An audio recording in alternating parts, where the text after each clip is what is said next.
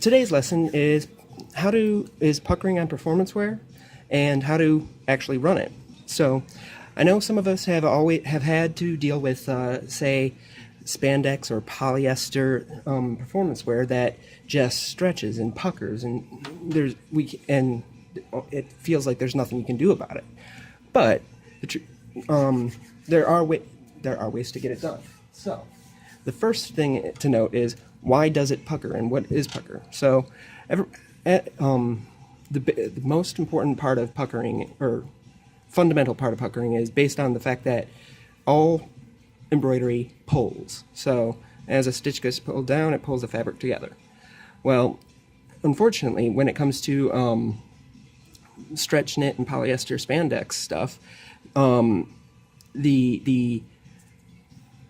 it goes, even though you're putting it onto a very stiff backing, the top, no matter what you do, is still going to pucker a lot because of the fact that you can't stabilize it well enough to fully get a hold of it. Now, some people have tried adhesive spray and other stuff, but that actually can cause problems as well.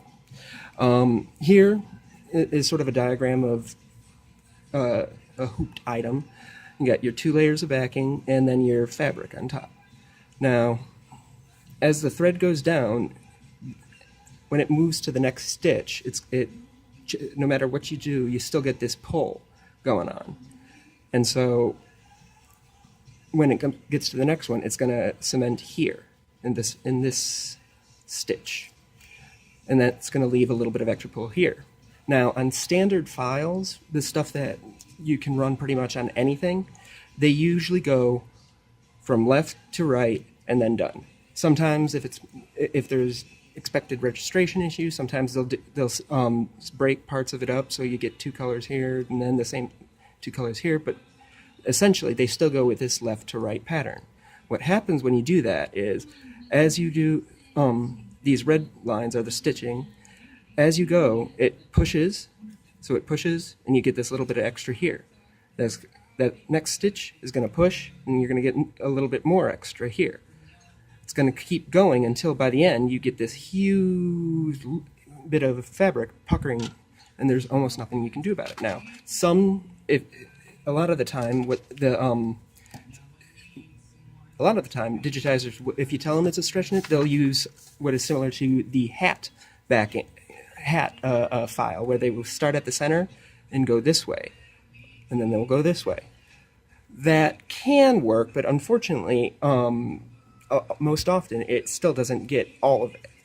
So the true way to do it is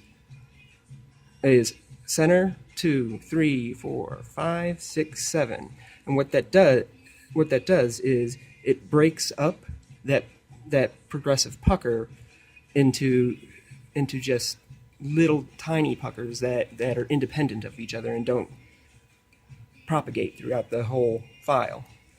The second way is to use water-soluble topping. Now, most of the time that's usually meant to help hold down nap of like a fleece or a sweatshirt, but in some cases it actually helps to create just a little bit extra stabilization over the top.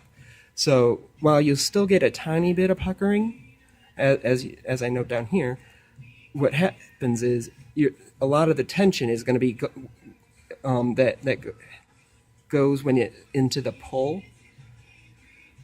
is kind of held back a little bit by the topping, which will help prevent that extra pull in the fabric. Now, there's a couple other things you can do with a file that can help improve the way it runs, but that is for your digitizer and not much and more that I want to go over here. The second, one of the second things you could do is make sure you use mesh backing. See, now regular cutaway actually is a cotton fabric, cotton paper fabric that will shrink when you run it in hot water or on high in the dryer.